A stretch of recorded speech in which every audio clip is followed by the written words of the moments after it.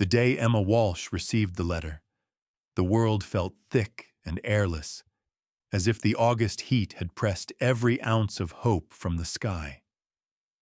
Her mother's death, a wound barely scabbed over, reopened with each word of the lawyer's voice on the line. Yet nothing could have prepared her for the contents of the will.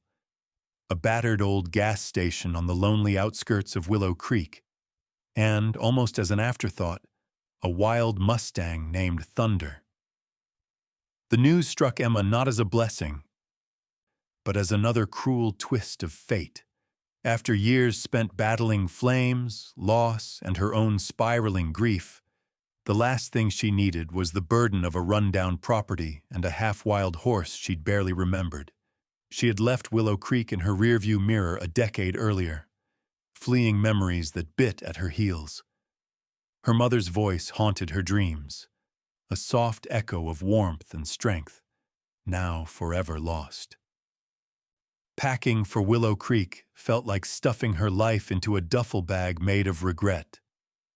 Her small apartment, filled with the silent reminders of a life interrupted, a cracked firefighter's helmet, a stack of therapy pamphlets she never opened. The faded photo of her team was abandoned to dust and shadows. She let the city slip away behind her as she drove north, the highway unwinding into a ribbon of two-lane blacktop through golden fields. Willow Creek appeared, finally, as a memory rising from the land, dusty, wind-blown, tucked between the skeletal arms of cottonwoods and the bruised blue sky. The gas station waited at the edge of town, leaning on its signpost like an old man who'd run out of stories. Weeds clawed through the concrete, and the paint had peeled into sun-bleached curls. The open sign hung upside down in the window, as if to warn away the world. In the lot behind the station, a weathered barn sagged under the weight of its own history. Inside, the air smelled of motor oil and loneliness. Emma moved through the empty aisles, her footsteps hollow against the tiled floor. Dust motes danced in the sunlight streaming through grime-streaked glass. A box of her mother's things waited on the counter, as if the universe had left her a puzzle with half the pieces missing. Old ledgers, faded postcards, a tin of peppermint candies, and a battered key with a faded leather tag. Thunder. Her heart lurched when she heard the first, distant sound of hooves drumming against earth. Stepping outside, she shielded her eyes against the light and spotted the horse, massive, wild, with a coat like a summer storm and eyes that seemed to hold lightning. Thunder stood with a restless, defiant grace, his mane tangled with burrs, his breath steaming in the morning chill. He eyed her warily, every muscle coiled as if expecting the world to betray him at any moment. Emma tried to approach, her hands open and empty, her voice low and cautious. Thunder pawed the ground, snorted, and flicked his ears, his distrust a mirror of her own. She set the key on the fence post, unsure what to do next. Caring for this animal was a responsibility she neither wanted nor felt equipped to handle. Yet something about the Mustang's wildness, his refusal to submit, even to fear, echoed the chaos she carried inside. Night crept in with a hush of crickets and the distant howl of coyotes. Emma wandered the property, haunted by half-memories, her mother's laughter over the engine noise, the sound of rain on the tin roof, the flash of her brother Lucas's grin as he played in the weeds. The barn loomed, its doors creaking in the wind. She peeked inside, flashlight trembling in her grasp, and saw Thunder pacing, circling a patch of straw near the back wall. He was restless, agitated, his hooves scraping the earth in sharp, anxious patterns. Sleep was impossible. Guilt, exhaustion, and something more, an itch of curiosity, kept her awake. Each creak of the barn, each echo of Thunder's restless movements, felt like a riddle only her mother could solve. She remembered the last words her mother had ever said. Sometimes what we leave behind is more important than what we ever held on to. At the time, Emma had shrugged it off as the ramblings of a woman fading from this world. Now they rattled in her chest like coins in an old tin. The next morning, Emma stood at the fence, watching Thunder chase the ghosts only he could see. She wondered if she, too, was haunted by something she could never quite name.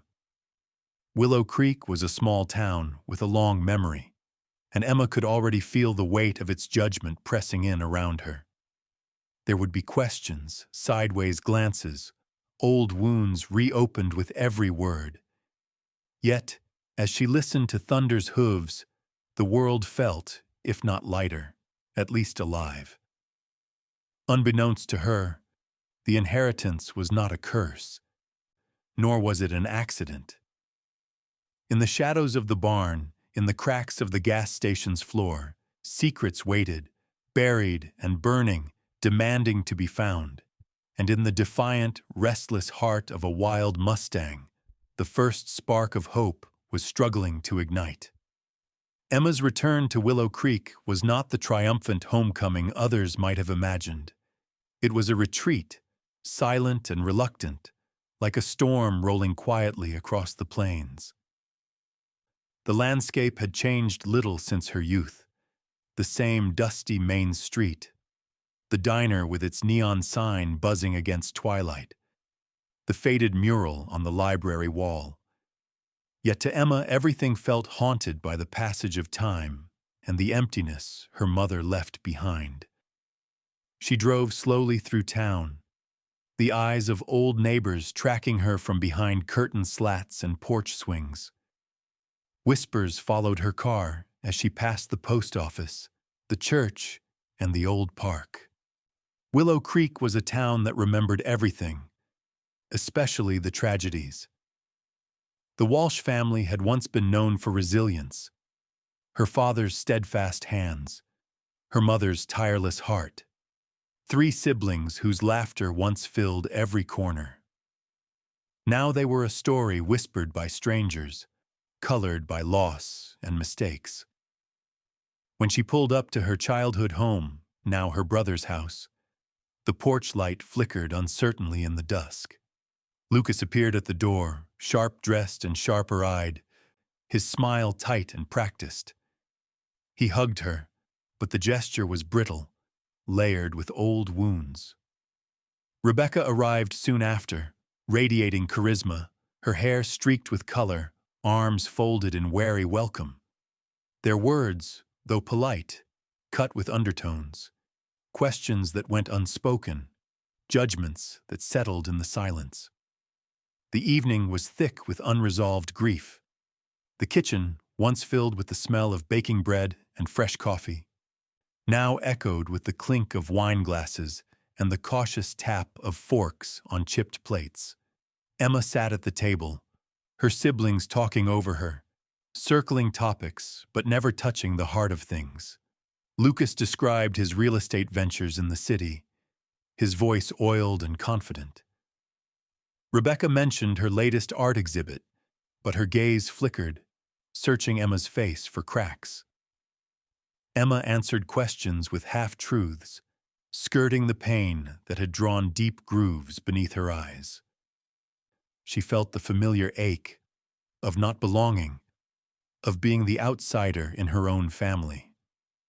The house seemed smaller now, shrunken by memories and regret. The photographs on the wall watched her with silent accusation. A little girl holding a sparkler, a trio of siblings perched on a tire swing, her mother's hand resting lightly on her shoulder. Later that night, sleep came in fits and starts. Emma wandered the property, standing beneath the old oak tree where she and her siblings had once plotted childhood adventures. The air smelled of grass and memory. Thunder's restless cries drifted across the fields, a wild music that threaded through the quiet hours. She wondered if the horse, too, felt the pressure of old ghosts in this place. The following days settled into a strained routine. Emma split her time between cleaning the gas station, sweeping out cobwebs, scrubbing years of neglect from the counter, and tending to Thunder, who eyed her warily from the barn. The horse remained distant, unpredictable, sometimes refusing to eat, sometimes circling his stall as if chased by unseen forces. Each morning, Emma found the same patch of ground in the barn disturbed, straw scattered, dirt churned by hooves. She made note of it, but other concerns weighed heavier on her mind. Lucas visited the gas station more than necessary. His reasons always vague, a dropped-off document, a question about the property line, a casual remark about market values rising in the area. His questions dug beneath Emma's patience, prying for intentions she didn't have. Rebecca stopped by with boxes of their mother's things, her hands trembling as she unpacked journals, knickknacks, faded photographs. They reminisced in fragments, neither willing to revisit the arguments that had driven them apart. Rumors swirled through town. Some wondered if Emma would sell out, let the land fall into the hands of developers. Others remembered her heroism as a firefighter and gossiped about why she'd left. She felt exposed, every glance a challenge, every question a test she wasn't prepared to pass. Yet beneath her armor of detachment, something fragile began to stir, a sense that her mother had left her this place for a reason, that the gas station and the wild Mustang were pieces of a puzzle she was meant to solve. One night, as rain drummed on the roof, Emma sat on the porch, watching lightning flicker over the distant hills. The sound of Thunder's hooves echoed in the barn, insistent, restless. She realized she was holding her mother's old locket, her thumb tracing the initials etched into the silver. Inside was a photograph. Her mother's gentle smile, the promise of secrets kept and stories untold.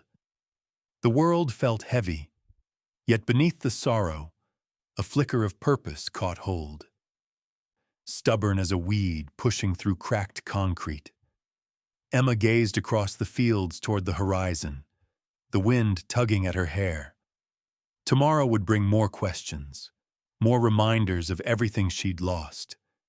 But for the first time since her return, she wondered if coming home might be more than a duty. Maybe it was a chance to heal, to rebuild, to discover the truth hidden beneath the surface of everything she thought she knew.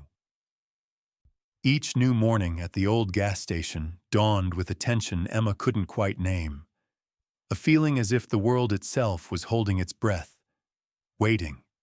The barn and the wild, unbroken Mustang named Thunder became the center of her days, demanding attention she wasn't sure she had left to give.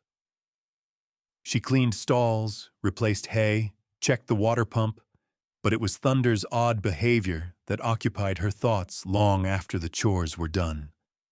Thunder was not like any horse Emma had known, even in her childhood years around the pastures of Willow Creek. There was a wariness in him, a refusal to trust, but also a sharp intelligence that made it impossible for Emma to dismiss him as simply wild.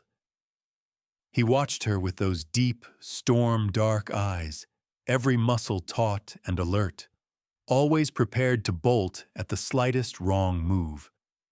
Even the way he ate, taking a few quick bites of feed, then lifting his head to listen, nostrils flaring, reminded Emma of herself during her worst days, never able to relax, always waiting for something to go wrong. But it was the circling that bothered her most. Thunder paced his stall with an obsessive energy, following the same path over and over, hooves carving a crescent into the packed earth. Sometimes he refused food altogether, stamping and pawing at the ground instead, snorting in frustration.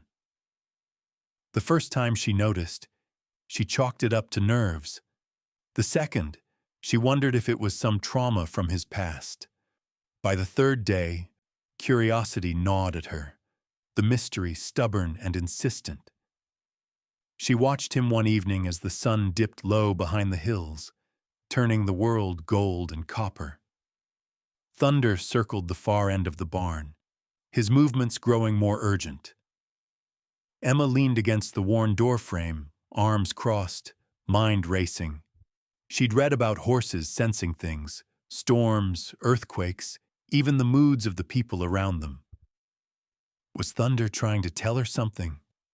Or was he simply lost in his own fears, unable to adapt to this new life any more than she was? Her sleep became shallow and troubled, dreams filled with the sound of hooves and distant, echoing voices.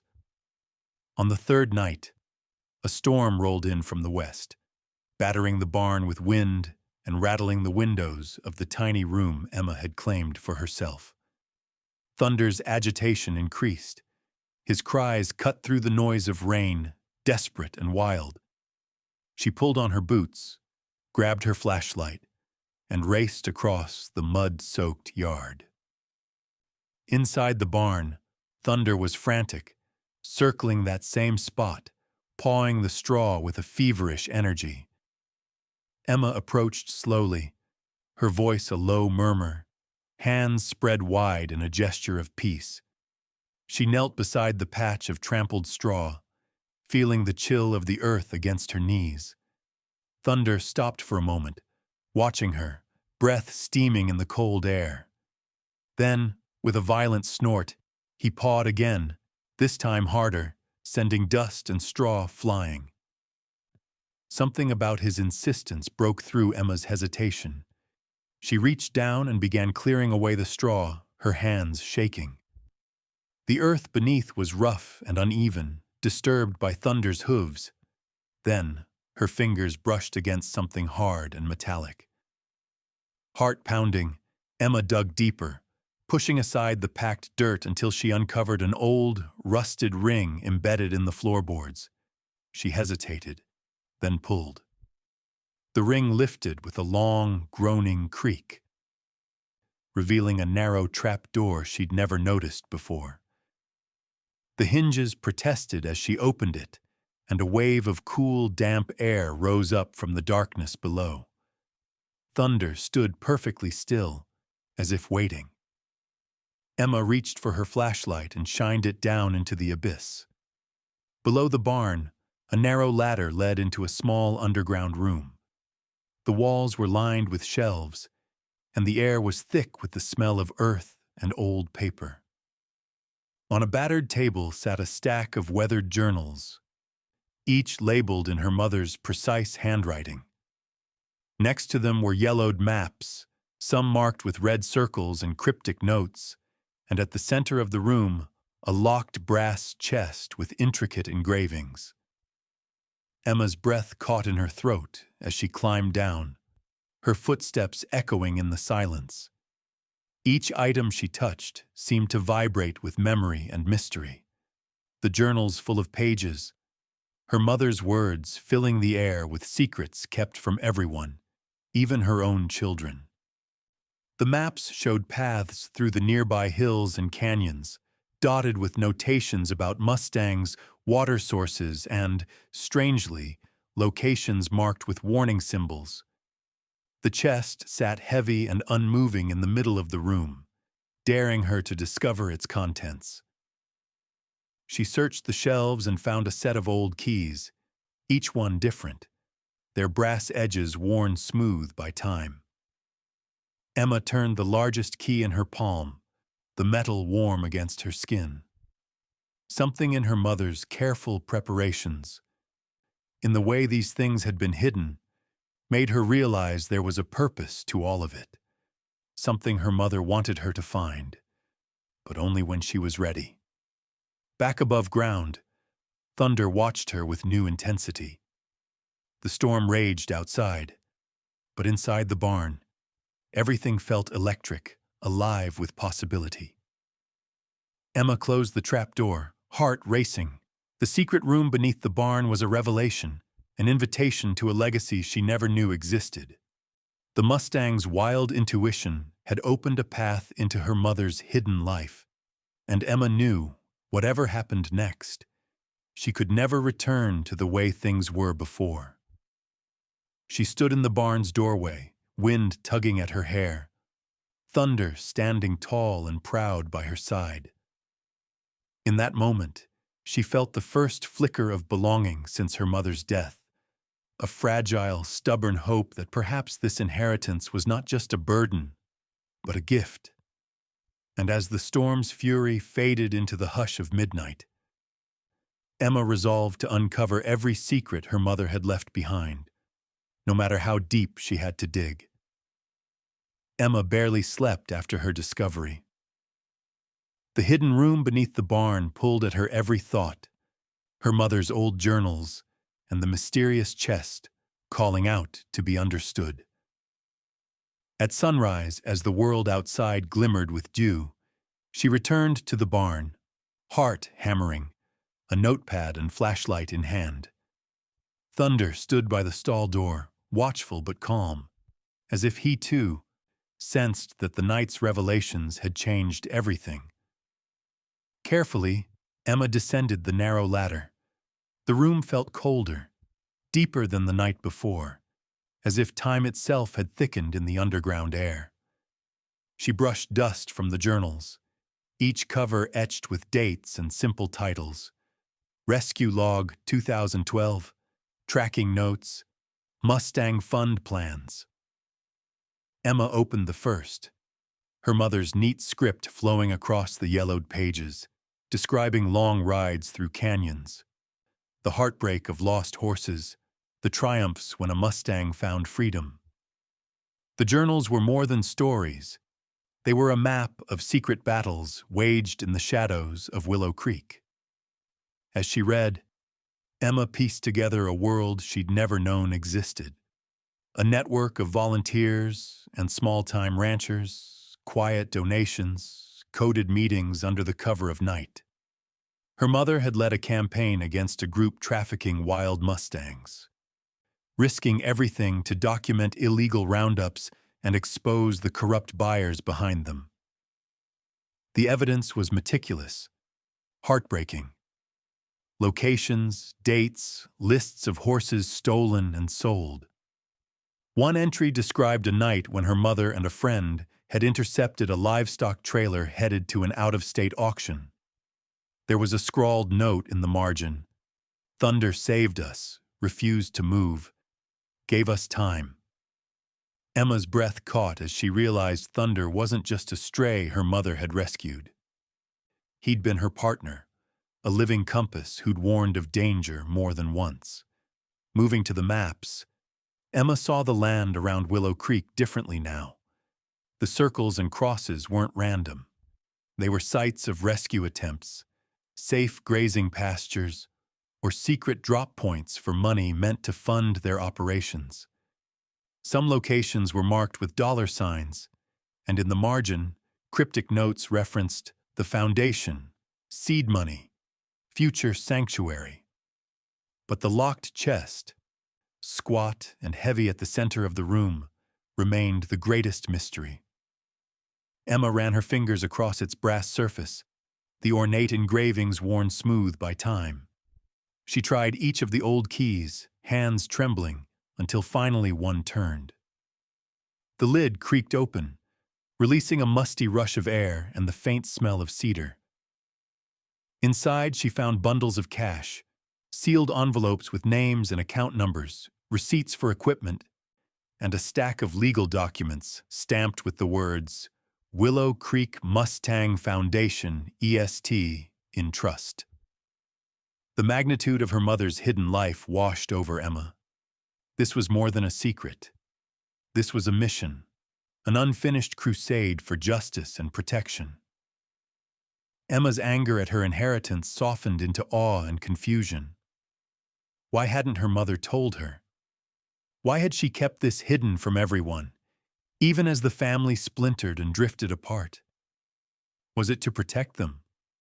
Or had she hoped, somehow, that Emma would one day come back to finish the work. Back above ground, Emma sat on a hay bale, the barn quiet except for Thunder's slow, steady breathing. She tried to make sense of her own place in this story.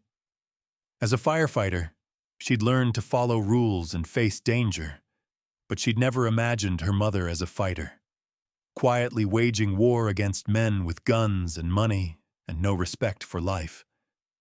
Now she saw her as a warrior in her own right, using cunning, compassion, and the loyalty of a wild horse to stand up for those who couldn't speak. The weight of responsibility pressed down on Emma. She wondered if she could rise to the challenge her mother had left behind. Outside, the sun climbed higher, illuminating the fields where Mustangs once roamed free.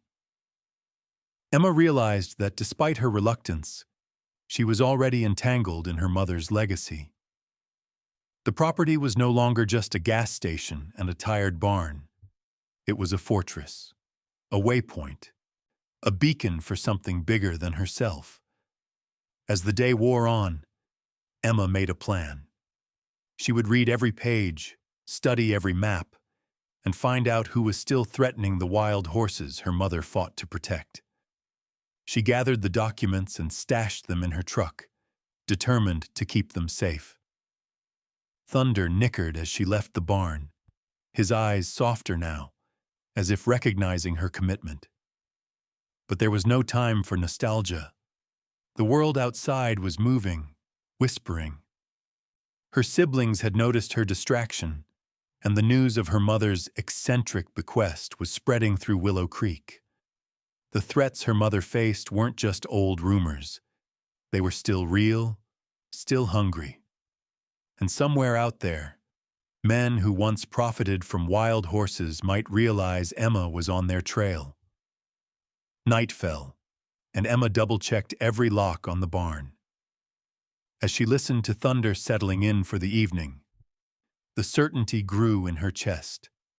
Her mother's legacy was now hers to defend, no matter how dangerous, no matter how much it might cost.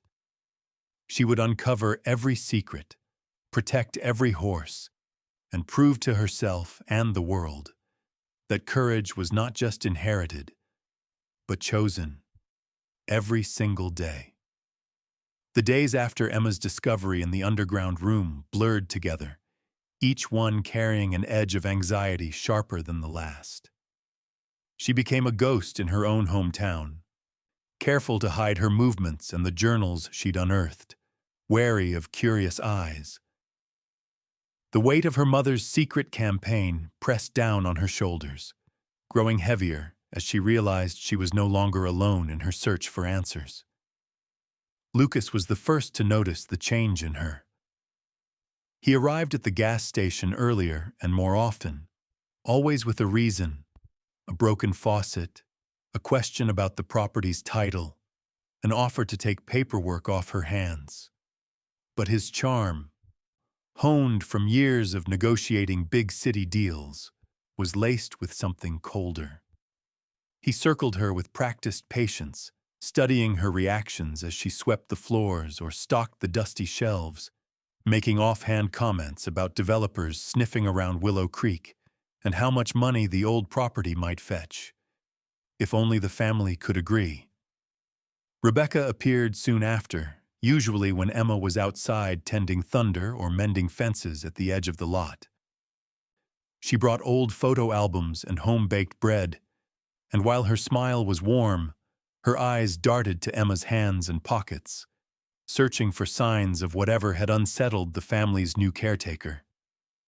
The conversations were rarely about their mother, more often drifting toward finances, legacy, and the future.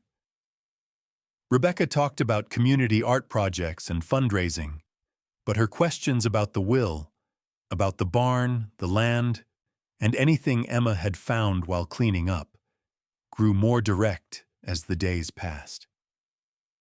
It didn't take long for the tension to surface. One afternoon, after an uncomfortable lunch where neither sibling could hide their suspicion, Lucas closed the gap between small talk and accusation. He leaned over the table, voice low, demanding to know why Emma had changed the locks on the barn. Rebecca, usually the peacemaker, pressed her for details about unusual paperwork and asked about any strange behavior from Thunder. Their words sharpened, cutting through Emma's attempts to deflect, exposing their impatience and greed. What Emma had suspected became clear. Her siblings wanted more than sentimental closure. Lucas, ever the opportunist, had already contacted a corporation based out of state, a company notorious in Willow Creek for bulldozing wildlife habitats and pushing out small landowners. He envisioned turning the old gas station and barn into a glossy commercial complex, promising Rebecca a share to fund her art, tempting Emma with talk of fresh starts and finally moving on. But Emma saw something else lurking beneath their ambition, a hunger for the money she'd found stashed away, for whatever legacy their mother had hidden. She knew that giving in, even a little, would destroy everything her mother had fought to protect. The thought of Thunder, of all the Mustangs her mother had rescued, haunted her whenever she tried to imagine the property sold off and paved over. The pressure mounted, subtle at first, then openly manipulative. Lucas left printouts of real estate offers on the kitchen table, bold numbers circled in red ink. Rebecca called late at night, her voice trembling, warning Emma not to cling to the past.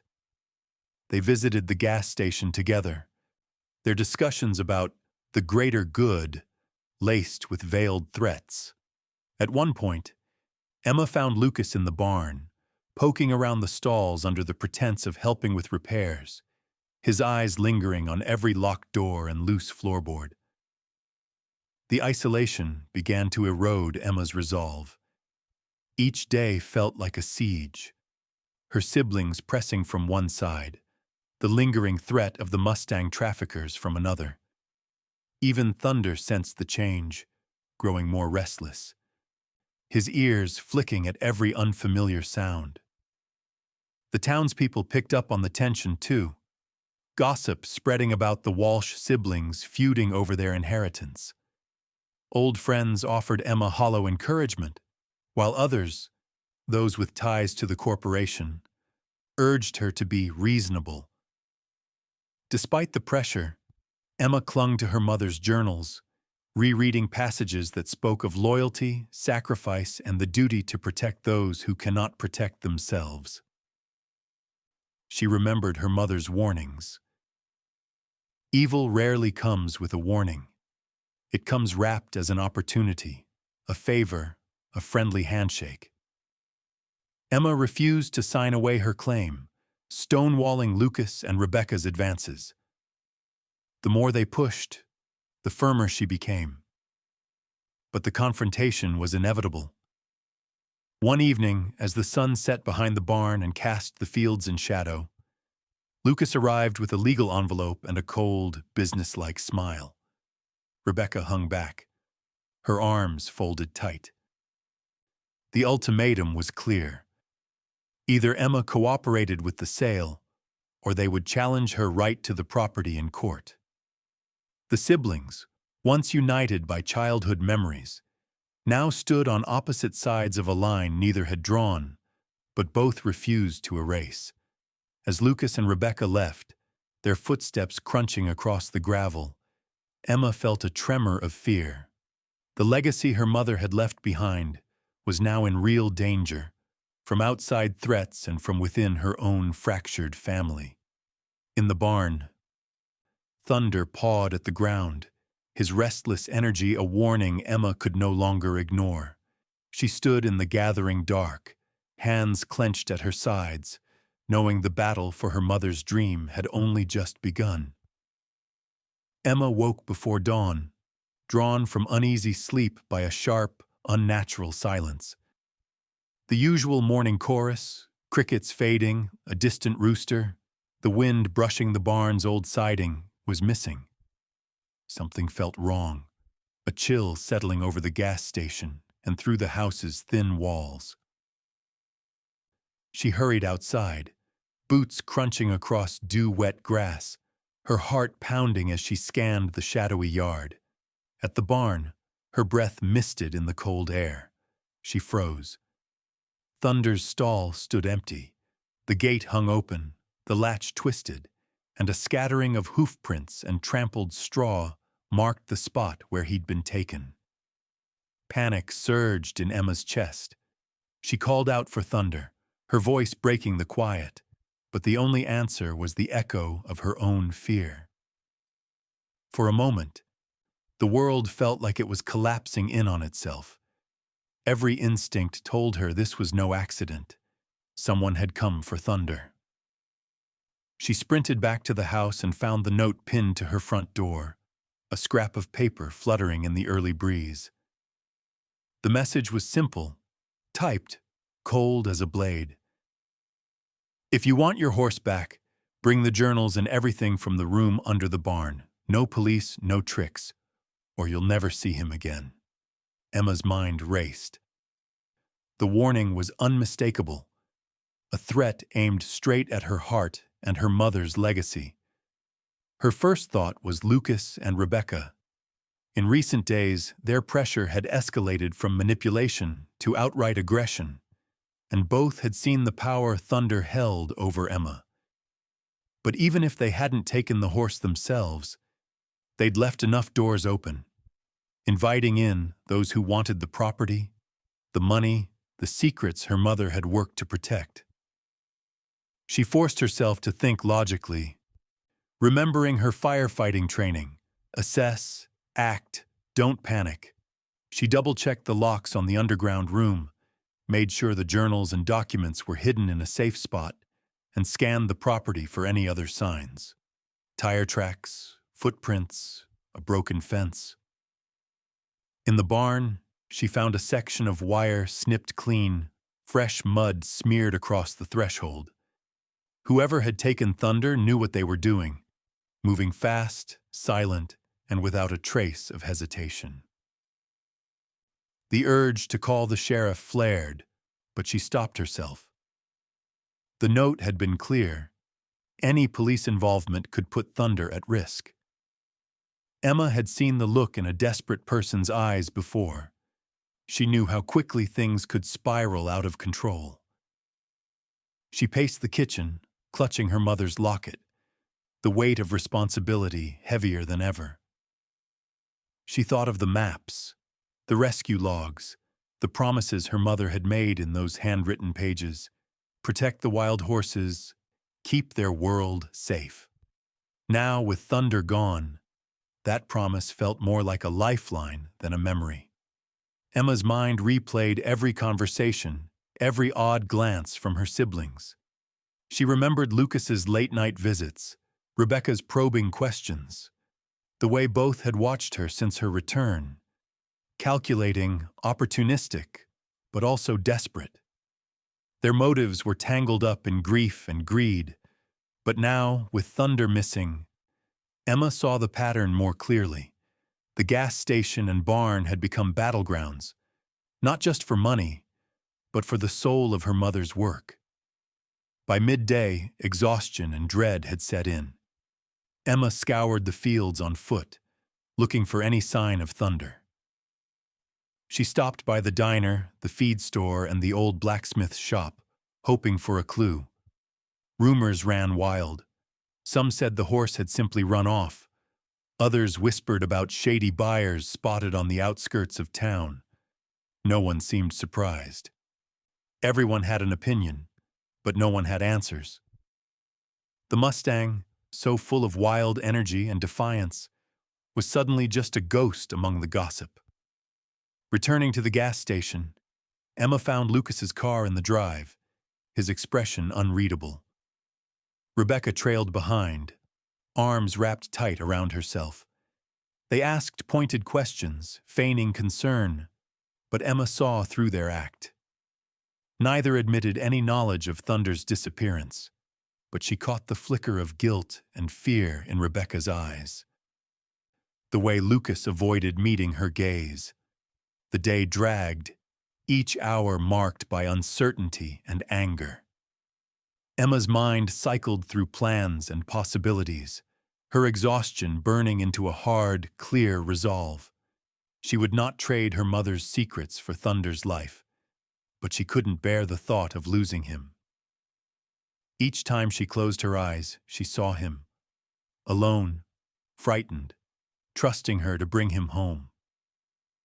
As dusk settled over Willow Creek, Emma sat in the barn, clutching the locket, surrounded by empty stalls and dust motes caught in fading light.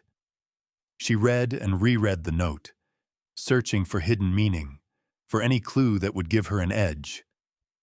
For the first time, she allowed herself to feel the raw grief and rage swelling inside, at her siblings, at the traffickers, at a world so eager to destroy what her mother had fought to protect.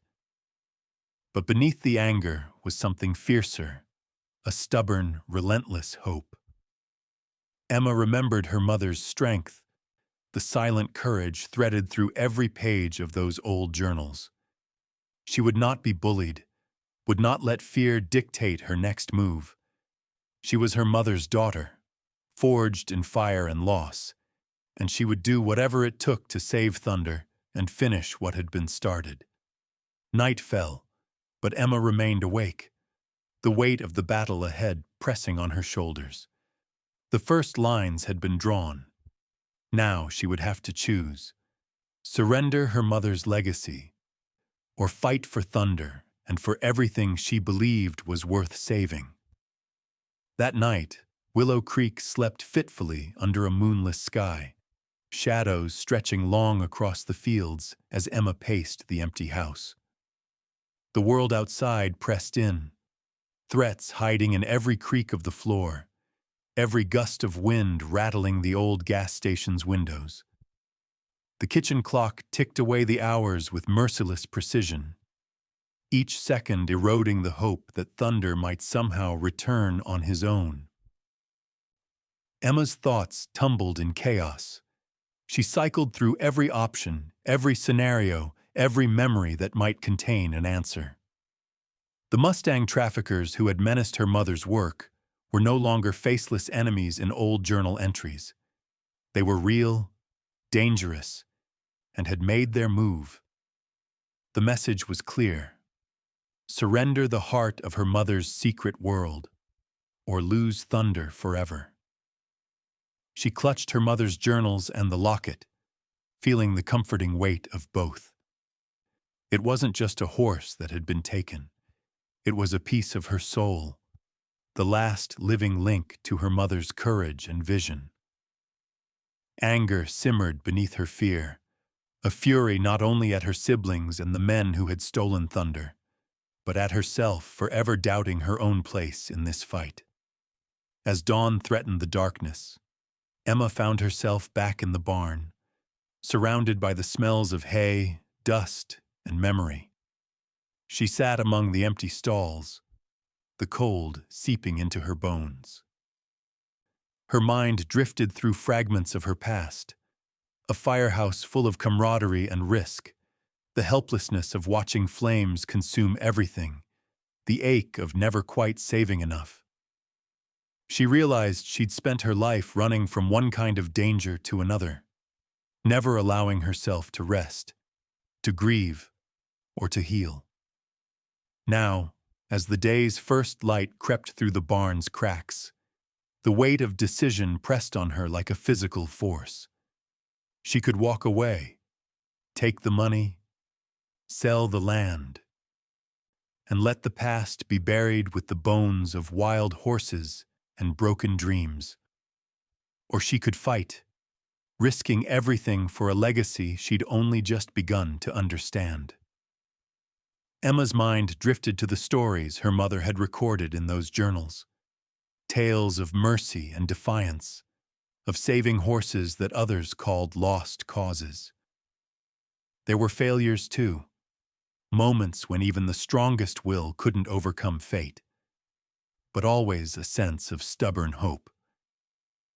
Her mother's greatest lesson wasn't how to win, but how to keep trying when hope itself felt like a burden. She thought of Lucas and Rebecca, Their fear, their greed, the ways grief had twisted their intentions. They weren't monsters, but neither were they allies. Whatever role they'd played in Thunder's disappearance, their hunger for control and closure was no match for the real danger now circling Emma's world. She would have to face this alone, or find help somewhere beyond family. With trembling hands, Emma pulled out her phone and scrolled through old contacts. One name stood out: Ben Turner, the town's blacksmith, a childhood friend, a man who had once known her better than she knew herself. Ben had always been solid, steady, a keeper of secrets, a gentle hand with animals, a quiet supporter even during the worst of Emma's firefighting years. He'd visited the gas station once since her return, offering help she'd turned down, too proud and wounded to accept. Now, she needed someone she could trust. Before doubt could settle in, Emma drove through the pale morning to Ben's shop on the edge of town. The place was already humming with life, sparks flying from the forge, the air thick with heat, and the metallic scent of work. Ben listened without judgment as Emma poured out the whole story, her words tumbling over themselves in her exhaustion and desperation. He didn't offer platitudes or false hope. Instead, he promised to stand by her, to help however he could. He reminded her that she wasn't alone. Not now, not ever. Word of Thunder's disappearance soon reached the town's sheriff, a woman named Gloria Hayes. Gloria had grown up with Emma's mother, sharing a deep respect for the land and the wild things on it. Though the ransom note warned against police involvement, Gloria knew how to keep quiet, how to move in shadows. She pledged her support, promising to keep an eye out for suspicious activity and to bring in backup only when the moment was right. Together, Emma, Ben, and Gloria laid out a plan. They mapped the likely places Thunder could be hidden: old lumber yards, abandoned sheds at the edge of the county, places notorious for illegal auctions and quiet deals. They pored over her mother's maps and notes, searching for patterns, for any hint of where the traffickers might have gone. The pressure mounted, but for the first time since Thunder was taken, Emma felt the tight grip of despair loosen just enough to allow a thread of hope. Evenings grew longer, patience thinner. Emma battled exhaustion and guilt, haunted by nightmares of Thunder's frightened eyes and her mother's words echoing in the darkness. Courage is not the absence of fear, but the decision to keep going anyway. She remembered her mother's hands, calloused, gentle, unwavering. She remembered every lesson, every rescue, every act of quiet defiance.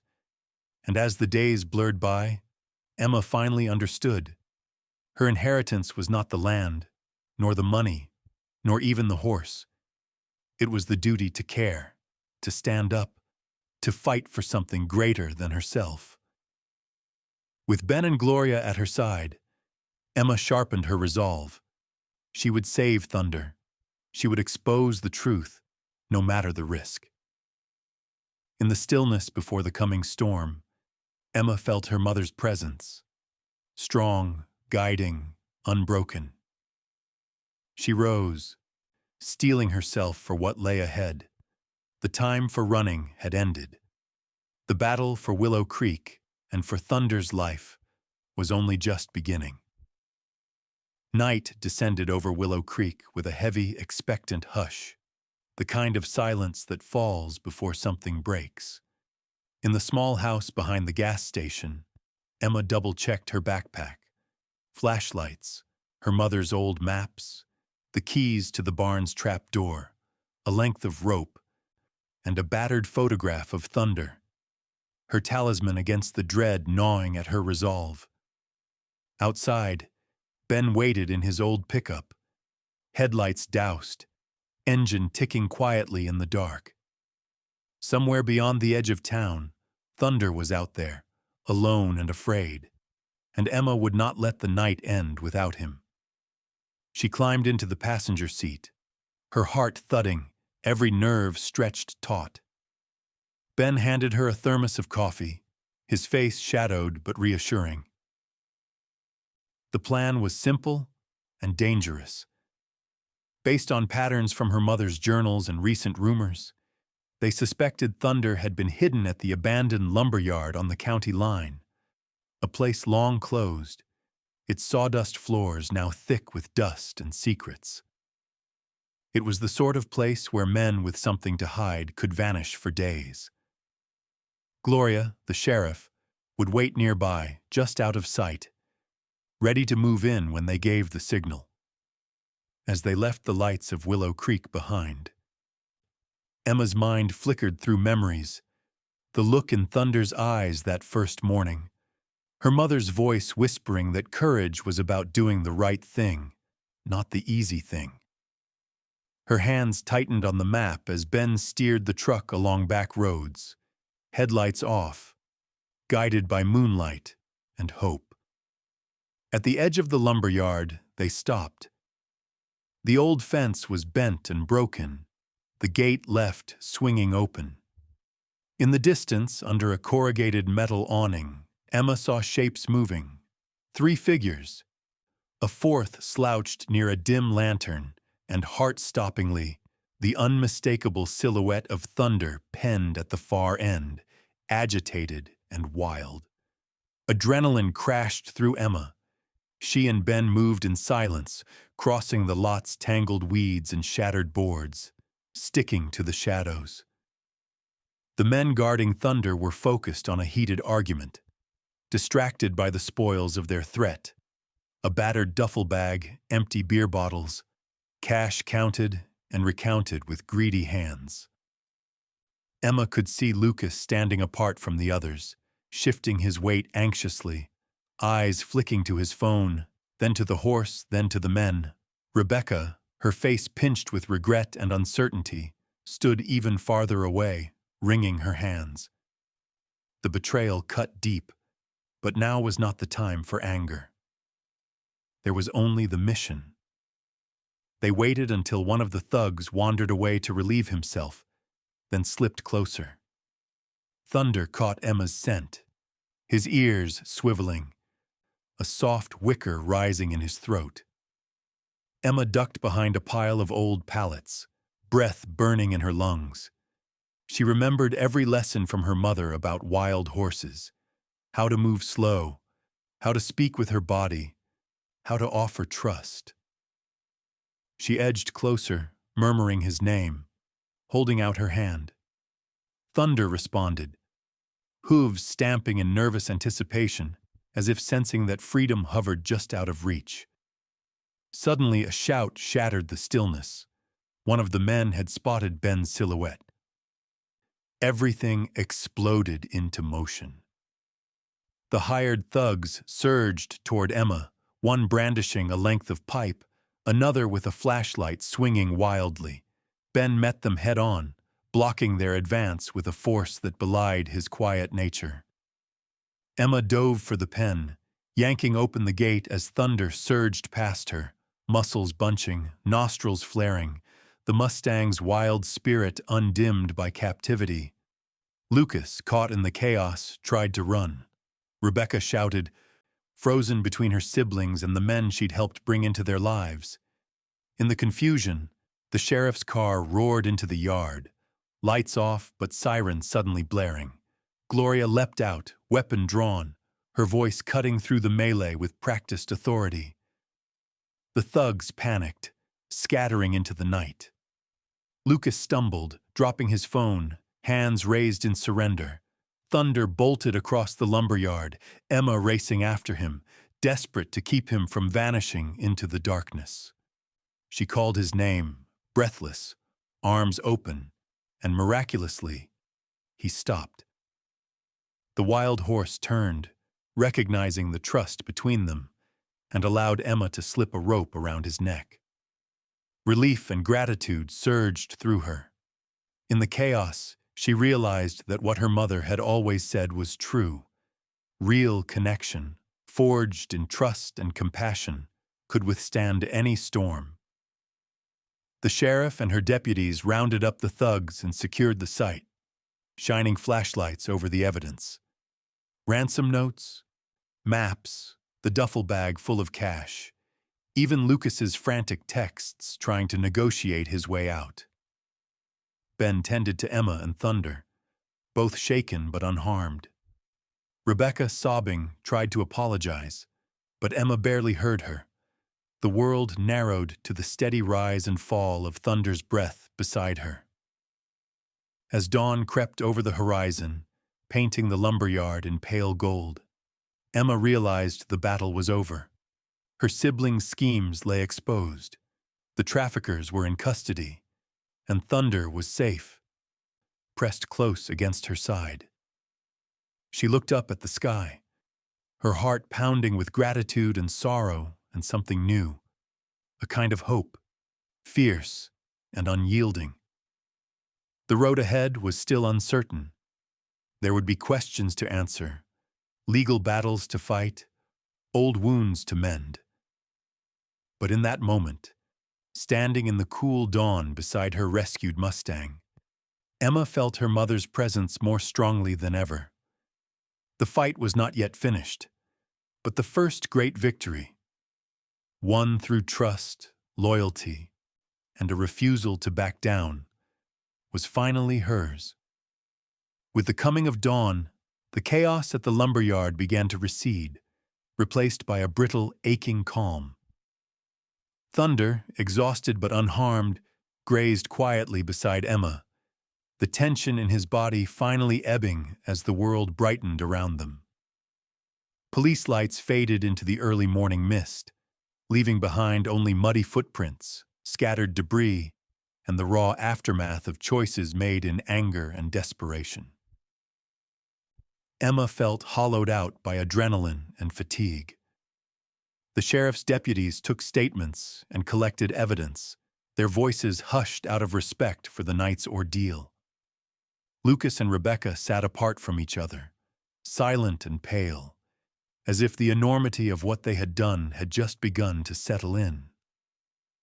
The sheriff offered Emma a quiet nod of reassurance before loading the last of the handcuffed men into patrol cars and pulling away, the gravel crunching under spinning tires. Ben placed a steadying hand on Emma's shoulder as she stood by Thunder's side, both of them anchoring her to the here and now. In the gentle hush, Emma let her guard drop, tears pricking her eyes as the enormity of what she had nearly lost washed over her. She pressed her forehead to Thunder's neck, the horse breathing calm and steady, the solid warmth grounding her. In that moment, she allowed herself to grieve, not just for the danger and betrayal, but for all the lost years. The words unspoken, the chances never taken. The days that followed passed in a blur of phone calls, police interviews, and meetings with lawyers. News of the attempted horse theft and the siblings' exposed schemes rippled through Willow Creek, leaving the town in a state of stunned speculation. Some neighbors offered Emma sympathy and support, while others simply watched from a distance, wary of taking sides in a family's unraveling. Lucas and Rebecca faced the consequences of their actions in court. Their ambitions, so confidently pursued, collapsed under the weight of public shame and legal scrutiny. Lucas, once slick and unflappable, became quiet and withdrawn, his easy confidence replaced by remorse and confusion. Rebecca, whose charm had shielded her from accountability for so long, seemed most haunted by her choices, her laughter lost to days spent in silent apology. Through it all, Emma found herself changing in ways she hadn't expected. She no longer felt like an outsider in her own story. She threw herself into work, repairing the barn, caring for Thunder, and sorting through her mother's documents and ledgers with a new sense of purpose. She paid regular visits to the horses her mother had rescued, learning their quirks and rhythms, letting the responsibility of their care fill the empty spaces left by grief. Yet forgiveness did not come easily. The anger she felt toward Lucas and Rebecca was sharp and fresh, a betrayal that seemed to cut deeper because it came from those who should have understood her pain. At night, Emma sat beneath the old oak tree behind the gas station, the journals spread out before her, and tried to make sense of her family's fractures. She read passages about loss, resilience, and the power of second chances. Her mother's words, once hidden in the dark, now glowed with the promise of healing. Forgiveness is not letting someone off the hook. It's letting yourself step out of the fire. The turning point came quietly. One afternoon, Rebecca arrived at the gas station alone, her face drawn with exhaustion and shame. She lingered by the fence, watching thunder graze, her silence weighted with apology. When she finally spoke, her words were halting, her hands shaking. She did not ask for forgiveness, nor did she defend her actions.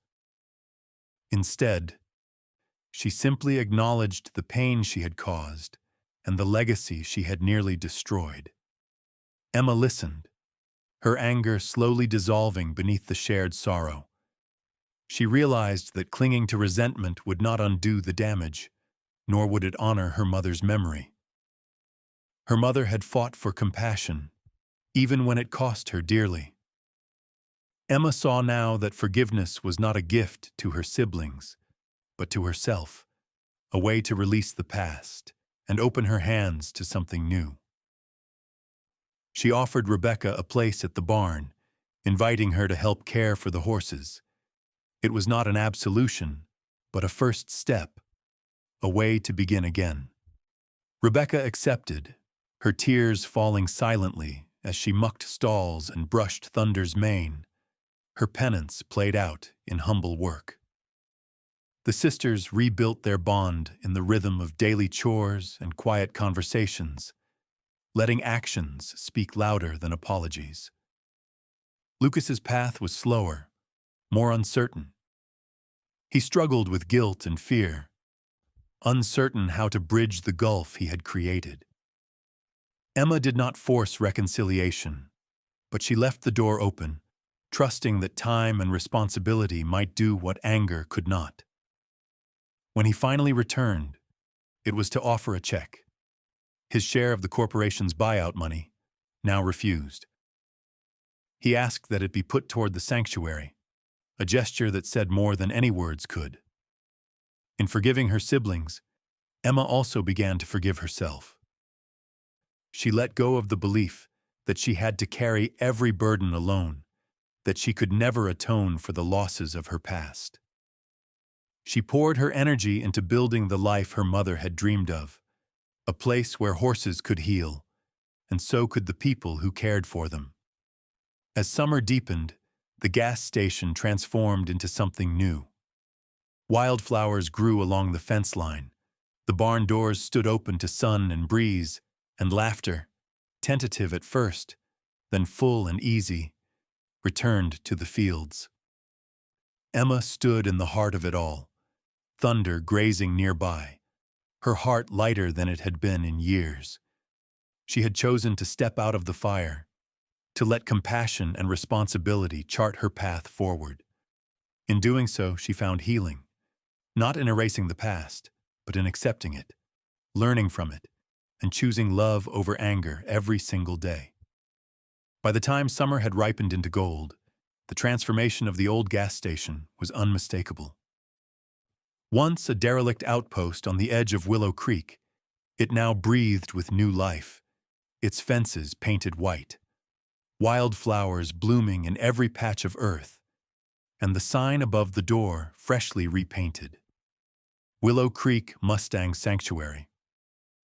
The morning sun caught on the glass windows, lighting up the once dusty interior, now lined with stacks of hay, hand-built stalls, and a little office crammed with maps, files, and hopeful plans.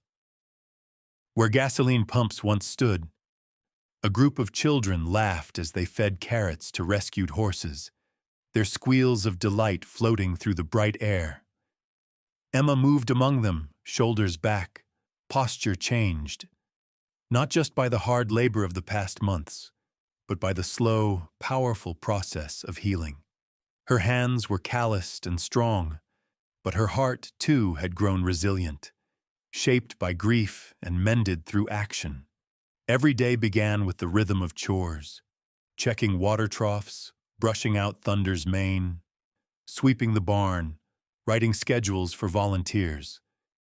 She found a kind of peace in the repetition, the quiet evidence that the world could be rebuilt one small act at a time. Thunder, once wild and wary, had settled into his role as the sanctuary's heart. His strength inspired the new arrivals, rescued Mustangs, some trembling and bruised, others already beginning to trust. Emma often watched him gallop along the fence line at dusk, mane flying, sunlight catching the scars and muscles of his journey. He had become more than just a reminder of her mother's courage. He was a living testament to what could be saved when someone refused to give up. Lucas and Rebecca played their parts as well, slowly earning back trust, if not forgiveness. Rebecca, with her artist's eye, turned the old gas station's walls into a mural, a wild Mustang running beneath a sky of swirling stars, watched over by a woman with outstretched arms. Lucas worked behind the scenes, using his business sense to negotiate feed prices, manage the sanctuary's finances, and organize community fundraisers. The wounds between them had not disappeared, but something softer had settled in their place. The recognition that family, like the land, could be renewed if tended with patience and care. The sanctuary quickly became more than just a refuge for horses. People from Willow Creek and beyond began to arrive. A teenager recovering from loss, an elderly rancher looking for purpose, a single mother who had never been around animals but wanted her children to learn about gentleness and trust. Emma welcomed them all, offering chores, lessons, and quiet space when words weren't enough. Each person brought something new, a skill, a story, a willingness to help, and in return, they found healing in the honest work, the quiet company of horses, and the gentle guidance of Emma's steady presence. As autumn approached, Emma hosted the sanctuary's first open day. The turnout exceeded anything she had hoped for. Neighbors, schoolchildren, and even a few old skeptics wandered the grounds, marveling at the transformation. Gloria, the sheriff, gave a short speech about community and second chances, her voice steady with pride. Ben, ever loyal, grilled burgers while local musicians played beneath the cottonwoods.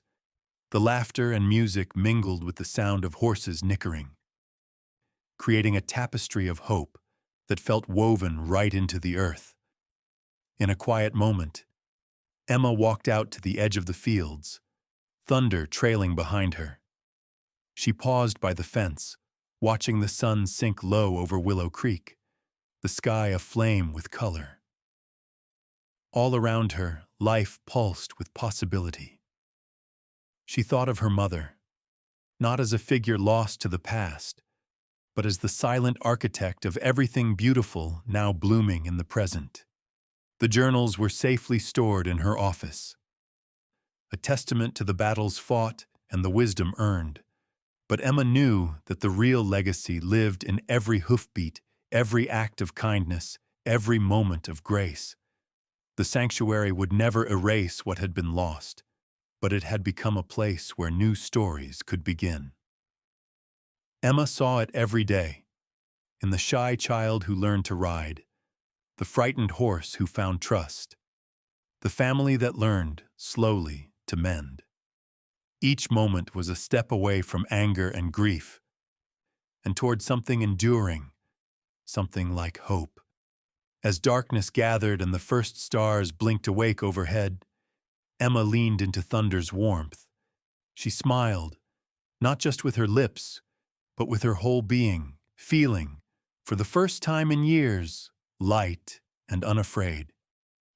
The future was uncertain, and the world would always hold shadows, but she knew now that legacy was not what you left behind, but what you built in the hearts of others.